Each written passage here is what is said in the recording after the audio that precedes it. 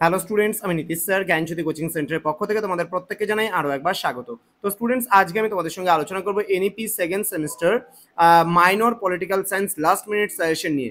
2025-এ যে সমস্ত ছাত্রছাত্রীরা পরীক্ষা দেবে সেকেন্ড সেমিস্টারে এনইপি 4 ইয়ার আন্ডার গ্র্যাজুয়েট প্রোগ্রামের অধীনস্থ, তাদের জন্য আজকের এই সাজেশনটি একেবারে গোনাগুনতি হাতে কয়েকটা মাত্র প্রশ্ন একদম দেবো, গোনাগুনতি কয়েকটা প্রশ্ন। তো যারা এখনো চ্যানেলটিকে সাবস্ক্রাইব করনি তারা অবশ্যই চ্যানেলটিকে সাবস্ক্রাইব করে পাশে থাকা বেল আইকন অল প্রেস করে দাও, যাতে নেক্সট টাইম থেকে কোনো ভিডিও আপলোড করলে তার নোটিফিকেশন তুমি সবার আগে পেতে পারো।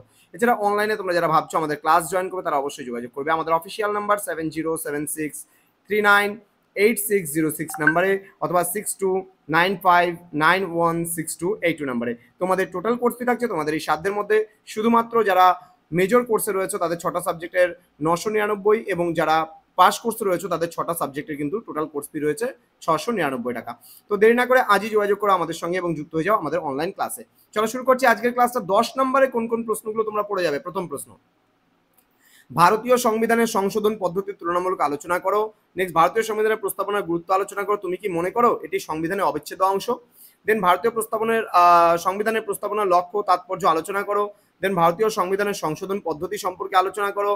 দেন ভারতের গণপরিষদের গঠন সম্পর্কে আলোচনা করো। এই যে প্রশ্নগুলো রয়েছে এই প্রশ্নগুলো কিন্তু একদম ইন্ট্রোডাকশন পার্ট থেকে করা হয়েছে। এখান থেকে খুব গুরুত্বপূর্ণ কিন্তু একটা প্রশ্ন পরীক্ষা এখান থেকে আসবেই আসবে, ঠিক আছে। নেক্সট রয়েছে ভারতীয় সংসদের আইন প্রণয়ন পদ্ধতি।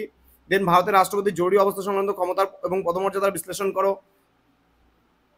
৭৩তম সংবিধান সংশোধন আইনের বিশেষ পরিপ্রেক্ষিতে পশ্চিমবঙ্গের পঞ্চায়েতি রাজ ব্যবস্থার উপর আলোচনা করো।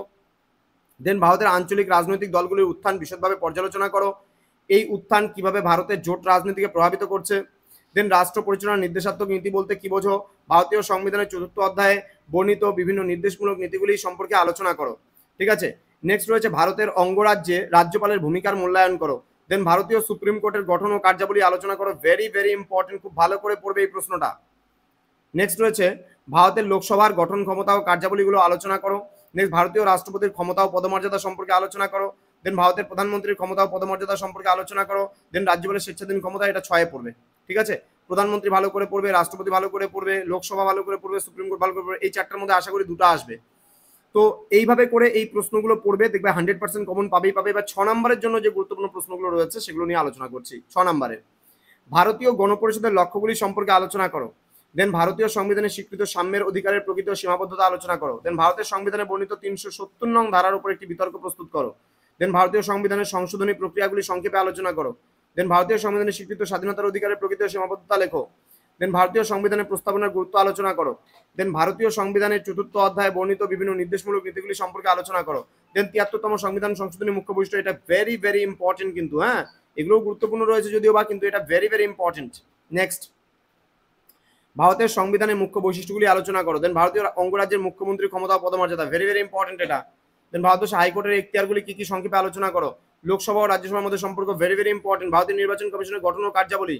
দেন ভারতীয় রাজনীতিতে জাতি প্রথার ভূমিকা সম্পর্কে আলোচনা করো। দেন ভারতীয় রাজনীতিতে ধর্মের ভূমিকার সংক্ষিপ্ত বিবরণ দাও। নেক্সট রয়েছে রাষ্ট্র পরিচালনার নির্দেশমূলক নীতিগুলি সম্পর্কে আলোচনা করো। সুপ্রিম কোর্টের এখতিয়ারভুক্ত এলাকার উপর একটি নিবন্ধ লেখো, হ্যাঁ, এটা হালকার উপর দিয়ে দেখলেই হবে। নেক্সট প্রশ্ন, প্রশ্নমান 3-এর জন্য কোন কোন প্রশ্নগুলো হবে। ভারতীয় সংবিধানের প্রস্তাবনা, ভারতীয় নাগরিকদের মৌলিক কর্তব্য, লোকসভার অধ্যক্ষ। দেন ভারতের উপরাষ্ট্রপতি, ভারতের হাইকোর্টের গঠন, সংবিধানের বৈশিষ্ট্য, এটা তো আমরা 6-এ পড়ে নিয়েছি, এখানে পড়তে হবে না। ভারতের বিচার বিভাগের সক্রিয়তা ভালো করে পড়বে। রাষ্ট্রপতি নির্বাচন পড়বে। মন্ত্রিপরিষদ ও ক্যাবিনেটের মধ্যে সম্পর্ক, স্বাধীনতার অধিকার পড়তে হবে না এখানে, ওটা তো তোমরা 6-এ পড়েছো। ভারতের প্রধানমন্ত্রী, ওটা 12-তে বা 6-এ পড়ে নিয়েছো। জোট রাজনীতি ভালো করে পড়বে। ভারতের সুপ্রিম কোর্টের গঠন, এটাও 6-এ পড়েছো তোমরা। দল ব্যবস্থা বৈশিষ্ট্য, এটা 6 বা 12-তে পড়ে নেবে আছে সেটা। ৭৩তম সংবিধান সংশোধন, এটাও 12-তে চলে যাচ্ছে বা 6-এ চলে যাচ্ছে। ভারতীয় সংবিধানের গঠনটা ভালো করে পড়বে। দেন মিউনিসিপ্যালিটির কার্যাবলী, দেন গ্রাম পঞ্চায়েতের কার্যাবলী, তো ইত্যাদি। এই প্রশ্নগুলো ভালো করে দেখতে হবে একটু, যেগুলো আমি আলোচনা করলাম, তো তবেই তোমরা 100% কমন পাবে। তো স্টুডেন্টস যারা এখনো আমাদের চ্যানেলটিকে সাবস্ক্রাইব করনি তারা অবশ্যই চ্যানেলটিকে সাবস্ক্রাইব করে পাশে থাকা বেল আইকন অল প্রেস করে দাও, যাতে নেক্সট টাইম থেকে কোনো ভিডিও আপলোড করলে তার নোটিফিকেশন তুমি সবার আগে পেতে পারো। দেখা হচ্ছে খুব তাড়াতাড়ি আরো একটা নতুন ক্লাস নিয়ে তোমাদের সঙ্গে। তোমরা প্রত্যেকেই ভালো থেকো, সুস্থ থেকো। Thank you so much, thanks for watching after all, thank you.